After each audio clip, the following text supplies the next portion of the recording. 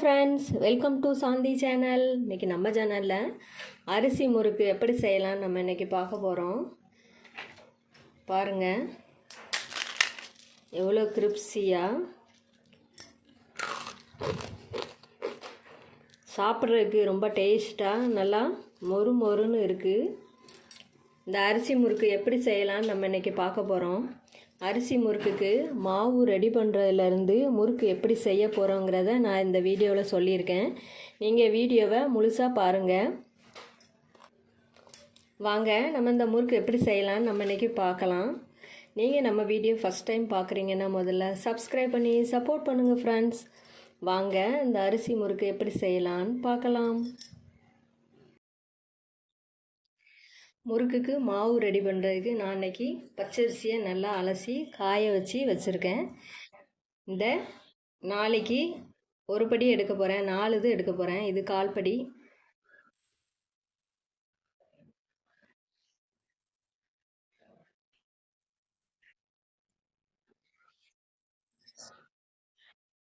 நாலு எடுத்தாச்சு. இப்போ நம்ம உளுந்து இந்த இதுக்கு நாளைக்கு 1 எடுத்துக்க போகிறோம். 4க்கு 1 உளுந்து கரெக்டாக இருக்கும். இப்போ இந்த 1/4 பிடிக்கு 1 உளுந்து எடுத்துருக்கேன். இதை நம்ம வறுத்து எடுத்துக்கலாம்.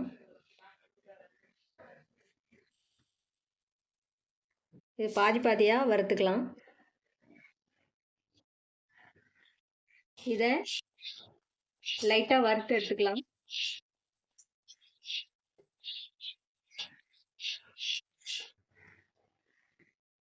உளுந்து இப்போ வறுபட்டுருக்கு. நம்ம இதை அந்த அரிசியில் போட்டுக்கலாம்.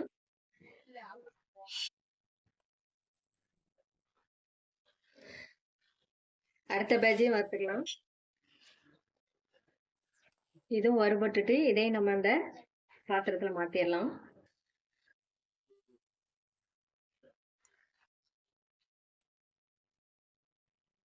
இப்போ இது கூட 1 கப் அளவு சாப்பாட்டு அரிசி எடுத்துருக்கேன். அதை நம்ம வறுத்துக்கலாம். இது நல்லா வறுபட்டுட்டு இதையும் நம்ம அதில் மாற்றிடலாம்.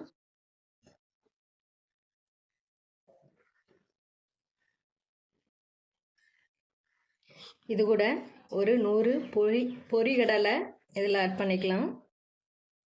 இதை நல்லா மிக்ஸ் பண்ணி விட்டுக்கலாம் எல்லாத்தையும்.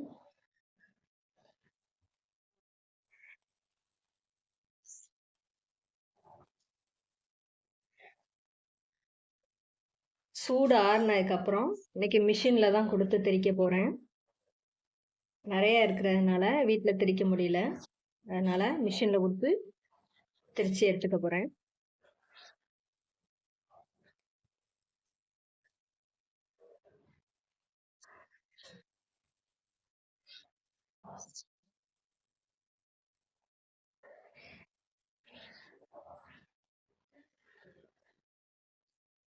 இது மிஷினில் கொடுத்து திரிச்சதுக்கப்புறம் நம்ம முறுக்கு எப்படி செய்யலாம்னு நம்ம பார்க்கலாம்.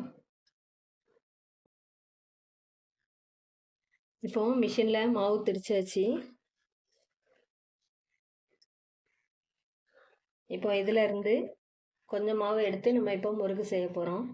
இந்த காப்பிடிக்கு 2 இது நான் இப்போ எடுத்துக்க போகிறேன்.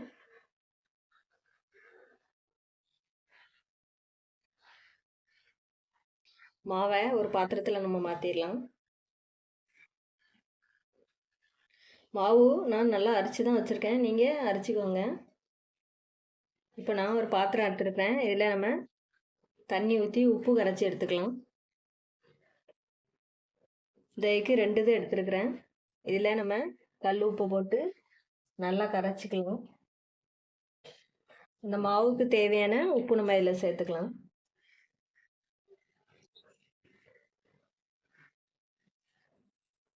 இது நல்லா கரைச்சிக்கலாம்.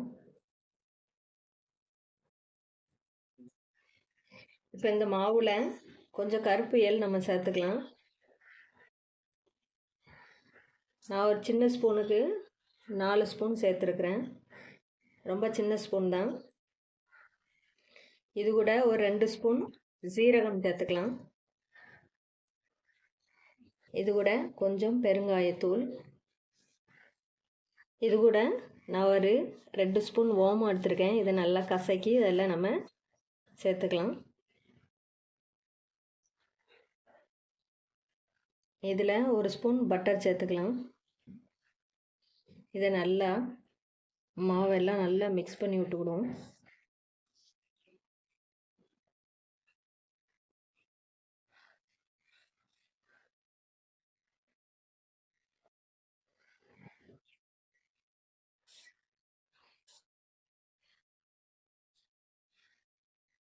இப்போ நல்லா மிக்ஸ் பண்ணியாச்சு. இப்போ நம்ம உப்பு கரைச்சி வச்சுருக்கிறேன் தண்ணி கொஞ்சம் கொஞ்சமாக சேர்த்து நல்லா மிக்ஸ் பண்ணி விட்டுக்கலாம்.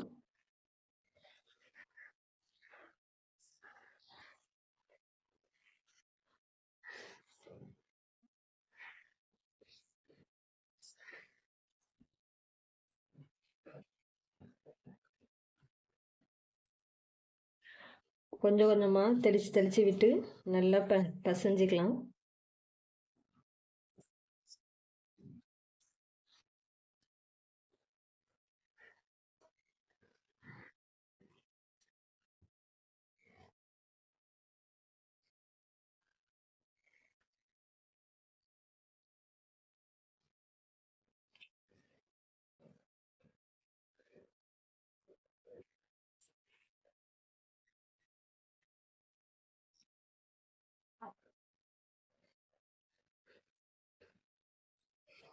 இதில் கொஞ்சம் ஆயில் சேர்த்துக்கலாம். ஒரு 2 ஸ்பூன் ஆயில் நான் சேர்த்துருக்கேன். சரி, நல்லா மிக்ஸ் பண்ணி விட்டுக்கிடும்.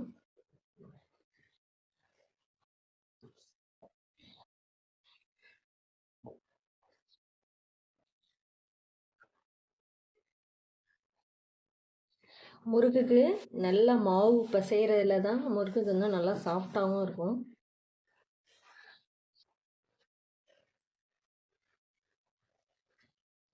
இப்போ முறுக்குக்கு மாவு ரெடி பண்ணியாச்சு, நல்லா பிசைஞ்சாச்சு.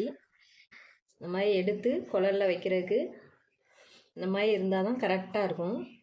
இதை ஒரு 10 நிமிஷம் மூடி போட்டு மூடி வச்சுக்கலாம். இப்போ முறுக்கு செய்கிறதுக்கு நான் அச்சு எடுத்துருக்கிறேன். இதில் நம்ம உள்ளே நல்லா ஆயில் அப்ளை பண்ணிக்கலாம். அப்போ தான் புளியறது கொஞ்சம் ஈஸியாக இருக்கும்.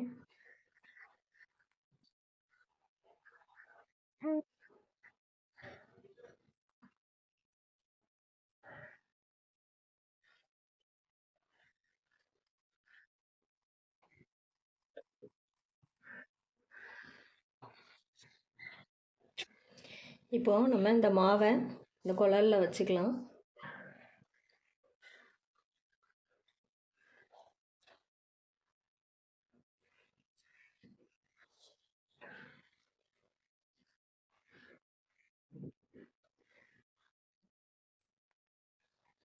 இப்போ முறுக்கு செய்கிற பிக்னஸாக இருந்ததுன்னா இந்த மாதிரி தோசை கரண்டி எடுத்துக்கோங்க.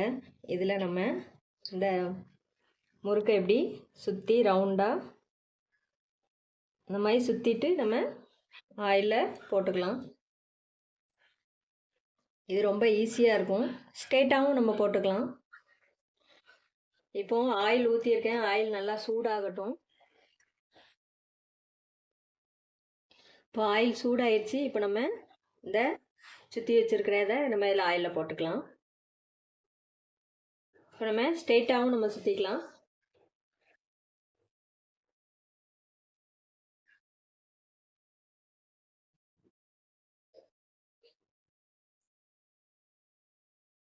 இதை நம்ம இப்போ மாற்றி போட்டுக்கலாம்.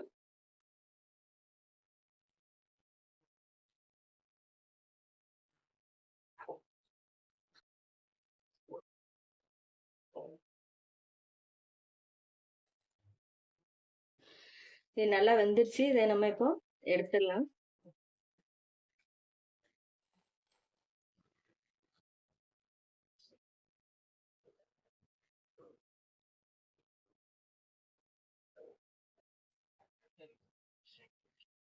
இப்போ அடுத்த பேட்சையும் நம்ம போட்டிருக்கேன். இப்போ இதை நம்ம திருப்பி போட்டுக்கலாம்.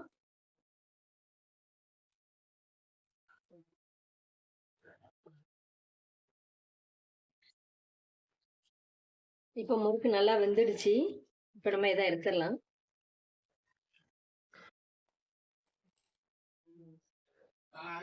இப்போ இதே மாதிரி நம்ம எல்லாத்தையுமே சுட்டு எடுத்துக்கலாம்.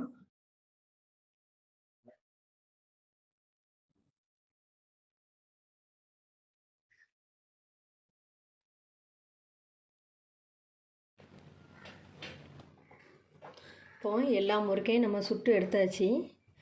பாருங்கள் எவ்வளோ கிரிப்ஸியாக.